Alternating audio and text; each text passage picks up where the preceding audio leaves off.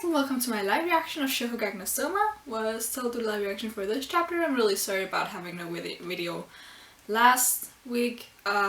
There might be an explanation in the vlog, but if you don't watch them, then just pretend I was really busy. It's nothing dramatic, I promise. Yeah. Stuff happened, and I ended up not doing a video. So I'll talk about 208 in this video as well. So by the end, I'll have like a little review-ish thing. So it'll probably be like, if this video is like 30 minutes long, it's like 10 minutes, 15 minutes of live reaction, then the rest of it's just me talking, so yeah. Anyway, Shokugeki no Soma, chapter 209. Should you have any further prospects of winning, then come at me with all you got, Shokugeki Soma. My own kind of soba, I'll create it right here and now. There was a lot of explanation in the last chapter. I might just talk about it while I read. I quite enjoyed last chapter. A lot of text, but it explored Nene's character a lot. I really liked the fact that she went outside the norm of, you know, being a person under pressure and having a lot of expectations to live up to, and just, you know, wanting to have a normal life, because you see those people all the time, like that's the stereotypical raised in a rich and wealthy family, but she really liked learning and took pride in having all of these skills. I really like that. But I also really like this prospect of, you know, handmade, not necessarily meaning handmade, but could just mean not store-bought, so you can just make it with a machine, because machines are made to do like a good job. So yeah, I quite like that. Hello, Ishiki! I feel like Soma is the victim of a lot of these close-up stares from people. Yeah. Yes, very nice. You're so calm and composed, Soma-kun. Ishiki-senpai, shouldn't you be cooking? Oh, don't worry about me. I'm just waiting for the charcoal fire to start up. Besides, encouraging the other members is also part of teamwork. Really brings me back to the times we spent doing extra training under the moonlight, and of the youthful days living at the Polar Star dorm. Yes, sir. Thanks much. I'll do my best. What the heck are they doing? Ishiki, I've had enough of your inattentive attitude. Okay, do we get a reveal? Oh, for Christ's sake, come on. Let me see his face. Cuisine is not limited to the presentation on top of the table. Every act we make during the entire cooking process, all of that put together is a fine work of art. It's a work of fine art. I don't know why I messed that up. Meaning that we too are a piece of that work of art. He's Ishiki-senpai's opponent. Now, come and face me, and let us together become a single work of art. I know that the two of us can do it. Ah, here it comes, Senpai's signature technique. It's awesome that we can see this in the flesh. Don't blink or you'll miss it. Is he... Okay, he's gonna do something super ridiculous that everyone is just like completely losing their minds over. What the heck? What the heck? There it is, Senpai's self-dub. Peppermill Rondo. Oh my god, he's ugly. Let us smash ourselves in the greatest contest of all time. I'm really sorry, he's like not attractive. I thought he'd be like really pretty, like, because I'm biased, because I really like guys who can pull off the long hair look. That's why I'm so in love with Victor, like, you have no idea. My bad, but what was your name again? But yes, please let us know his name, because so far we know him as Senpai. Ah, that's right. We can't just worry about Yukihiro all the time. Yeah, we have to cheer on Ishiki-senpai and Megashima-senpai too. Senpai? So the theme ingredient that Ishiki-senpai drew was eel. Eel. Eel is like an interesting thing. I ate eel for the first time when I was in Japan, and it was surprisingly sweet. I don't know if that was just like the way it was prepared, or if that's just how eel is, but that was like a weird experience. Okay, so its name is Shiratsu Giulio. Is he Italian? Like, kind of Why would you have a second person who's also half Italian, half Japanese? Because Shiratsu is obviously his family name, right? So that's Japanese, but Giulio sounds like stereotypical Italian name. Doesn't it? I don't know. I showed down using eel. Why? Like, you have Ishiki on one hand looking so handsome, and then you have this guy, Giulio. I'm gonna call him Giulio. He doesn't, yeah. I'm gonna go first name basis here. First name term? I don't know. What, I don't know. Why is he ugly? I'm so disappointed. The girl better be pretty. Why do we suddenly have... Oh, right. I was like, why do we suddenly have a map of Ribbon Island? But that's just like... weirdly where the, you know, usually cover pages. This chapter is called How the Dropouts Live. Should I read all of this? Yeah, no, it doesn't seem too important. Right now. Giulio-senpai, you can do it! Show us your greatness again today, Giulio-san. Shiracho Giulio, 17, new Elite 10 member, high school branch, 2nd year. Are we not allowed to know, like, what rank he is? Oh my, he looks absolutely crestfallen. Will he be alright? I mean, though I completely sympathize, if that happened to me, I'd probably faint. I love Ishiki so much. Like, sometimes he can be a bit of a dick, but ultimately I like him. He's such a cutie. And then I'd become a recluse for another 3 days. I wouldn't be able to handle it. I don't think you have to worry about that happening to you, Tsukasa. Ishiki, I'm disappointed in you.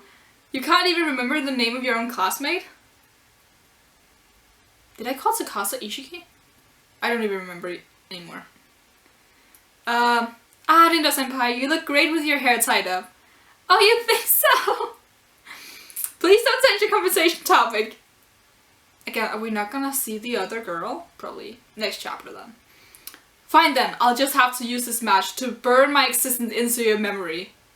Seems like he pays a lot of attention to Ishiki-senpai. Maybe he's like the 7th seed now and he's trying to prove that he's better than Ishiki. I don't know. Here we go. The Elite 10 member battling in the 3rd match will be Giulio-senpai. And as we all know, he is experienced with Italian cuisine. So, I was right. Oh, it's a little sad then that he's like, not going up against Takumi? Because that could be like, amazing. But then again, like, it'd be a little cliche, but still it'd be like, amazing. Wow, Giulio-senpai has already begun to cook up the eel. He's cut it into chunks and smothered in salt and pepper, and now he adds onions, garlic. That's so dramatic. Onions!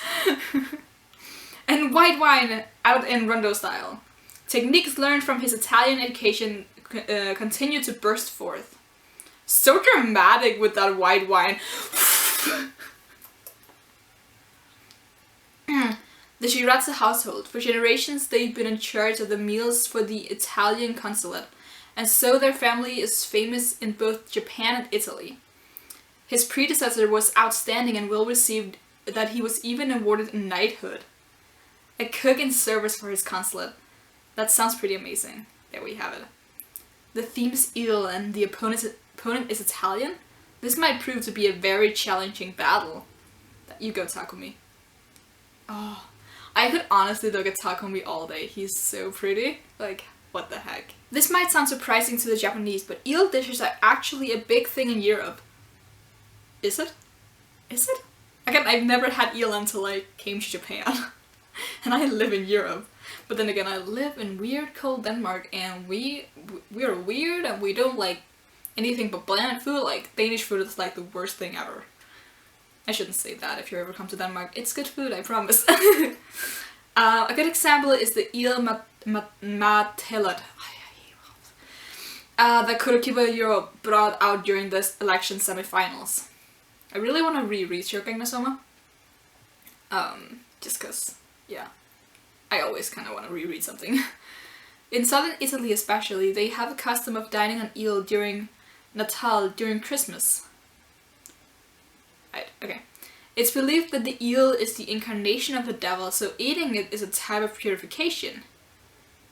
That's a weird superstition. Like, it's the incarnation of the devil, so therefore eating it is a type of purification. Wouldn't it be like insert Satan into yourself? Like, I don't know. Oh really? I didn't know that.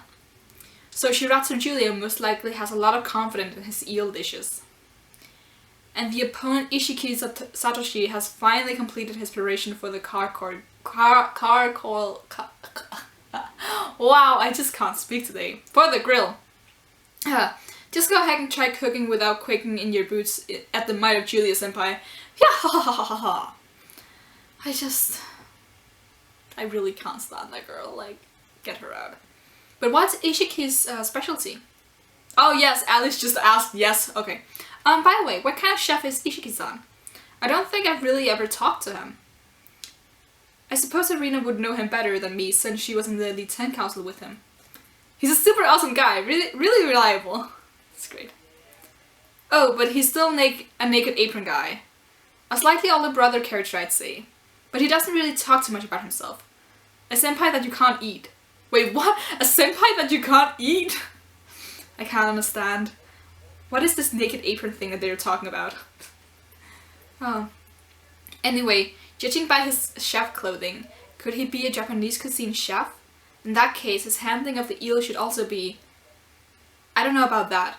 They said the soba world has that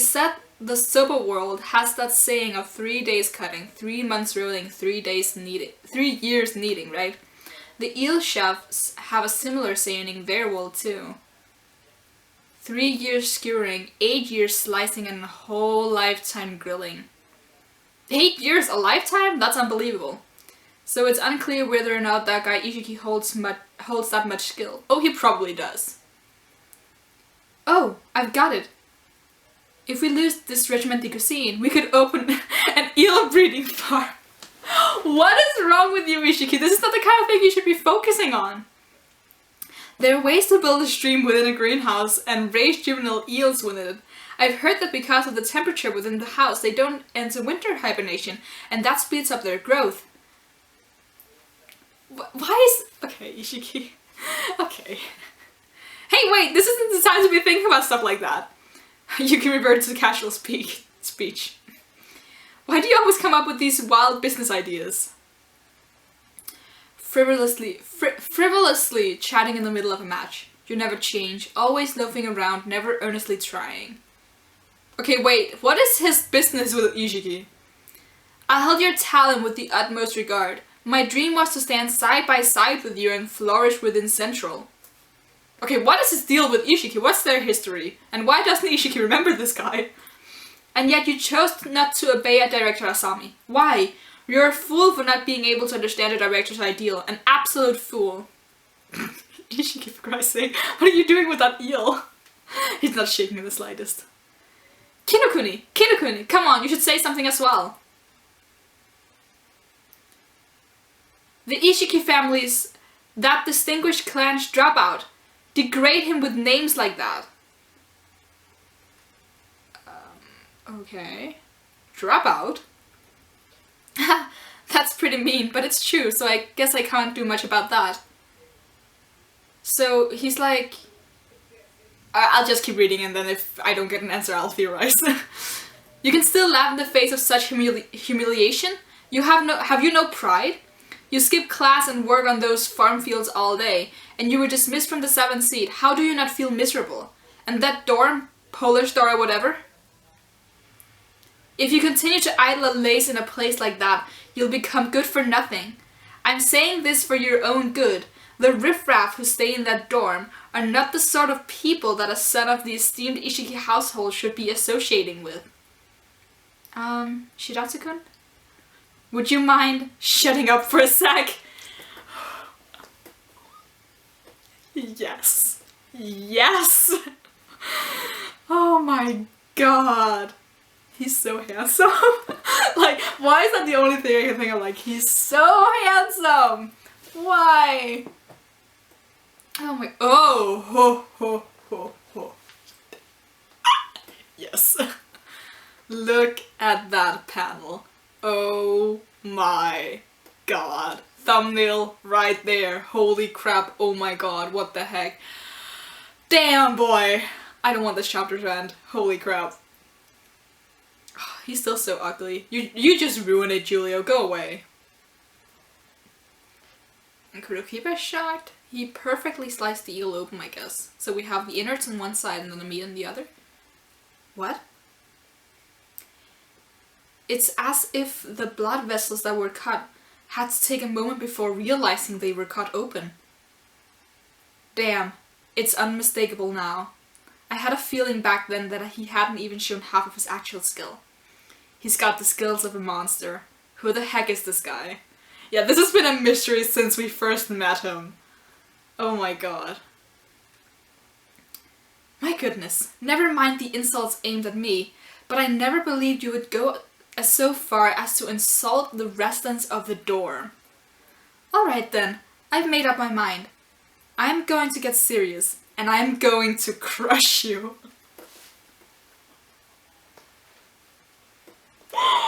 Oh my god, Ishiki! Holy crap!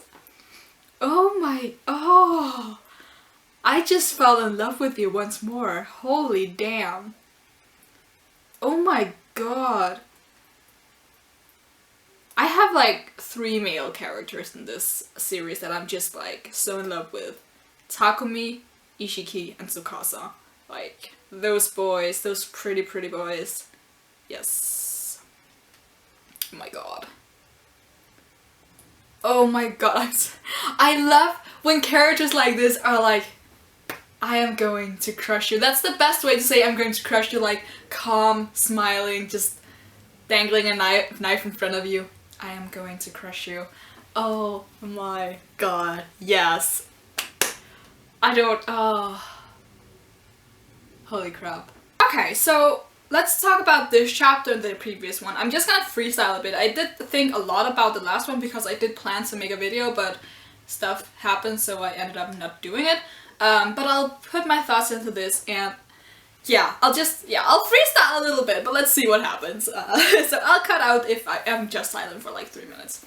But there's a parallel here, because we have both Nene and Ishiki, who seem to be from these like really prestigious, wealthy, well-known families that have like good reputations and stuff. And then on one hand you have Nene, who takes pride in like learning new skills and being like, I don't want to say a good girl, but you know, like a proper girl, and she does her duties and she takes pride in the skills that she's learned from her family. And yeah, she's a good heir. I don't remember if she's actually the heir, but she probably is.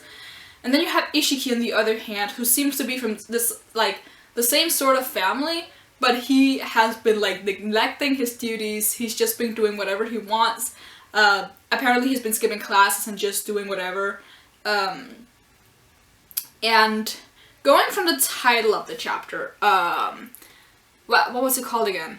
Okay, I'm just gonna talk about it until I find what the chapter was called. But he seems to be like obviously the opposite of Nene, which I really like. I love parallels. If you've been following me for some time, you know that you'll know that I love parallels. Like, they're just the best. But I would like to know what this Giulio deals. Oh, okay, how the dropouts live. Yeah, okay, so I like the chapter title because it seems to be to just be speaking about Ishiki because first of all, Giulio called him a dropout, so obviously, right?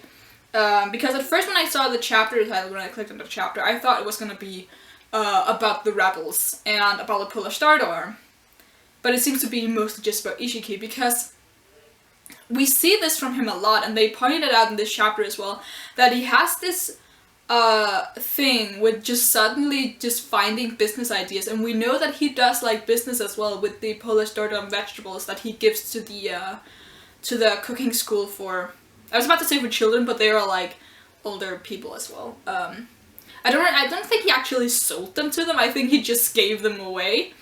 And we also know that he has like job opportunities within cooking, because people are like, one of the, are they called Urihime twins, or is that the name of one of them?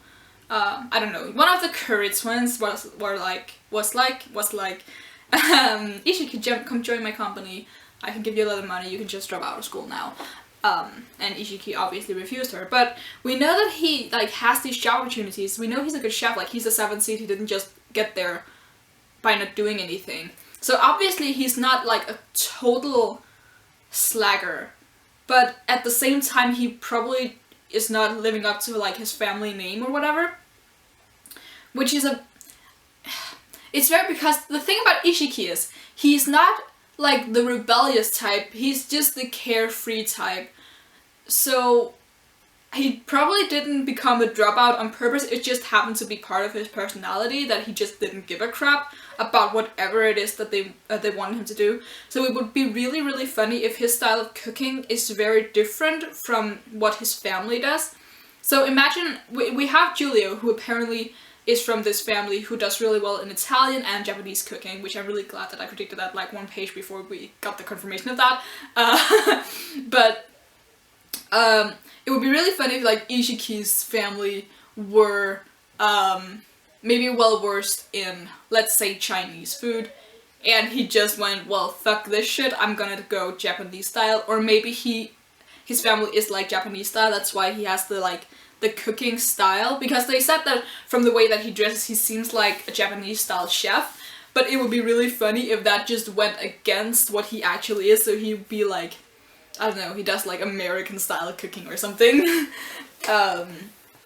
Yeah, I think I'm really interested in Ishiki. I've always been, because as Soma and I said, we have been teased about Ishiki ever since we met him, ever since him and Soma had their first cook-off.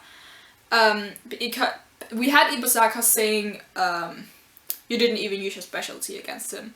So I'm really wondering what it is, and I really want to learn more, especially now that Ishiki's been like, I'm gonna crush you, so he's definitely gonna go all out, and I'm just really interested in that, because as I said, he's very laid back. He seems very, I don't want to make another Yuri on Ice reference, so I'm gonna stop myself, but he's very carefree. And he doesn't, like, it's not that he doesn't seem to be the type that gets fired up, but he seems to be the type that gets fired up in this very happy-go-lucky kind of way. And not, like, he doesn't get angry, but he's also very protective of the Polar Store Dorm members. Because as I said, he's kind of like the big brother, and he did not get angry until Giulio was like, oh, those people in the Polar Store Dorm, they'll never amount to anything, blah blah blah. Because I really feel like Ishiki is like a very empathetic person, and I think maybe like one of the very stereotypical reasons he could have for not like going along with his family is that he couldn't choose the people he could be with. Like I said that with Nene, she went outside the stereotype of the person who wants to do something but their family won't let them.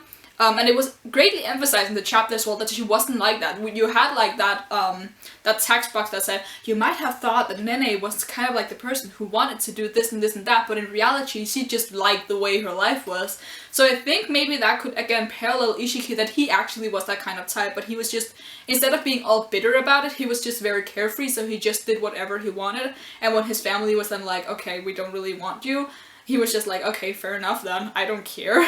I'm just gonna do my own thing. Because the thing is, he still succeeds. He's still part, or he was still part of the Elite 10. He was the 7th seed as his second year. He would probably have been a little, like, gotten higher in the hierarchy once the third years graduated. So yeah, I'm really interested in Ishiki. Because he's actually not the kind of person I would have thought would be from, like, a wealthy family. Just because, yeah, I don't know. He didn't seem the type, but of course you can't really pin down people from where they're from. But that was just, like, not what I had expected. But I didn't know what I had expected anyway, so yeah. And I like people who are from wealthy families. Like, they tend to be in my favorite character lists, so yeah. I really am just rambling at this point, as you might see, but I really like this chapter. Character introspect, I really like that. And while we didn't get to know too much about Ishiki, like, this is the chapter where we got the most from him. This chapter alone has told us more about Ishiki than all the other chapters combined. Like, that's crazy, because we've only seen the silly side of him so far. So yeah, I just really like this. I'm expecting the next chapter to have a little more of Ishiki, and then we can get the third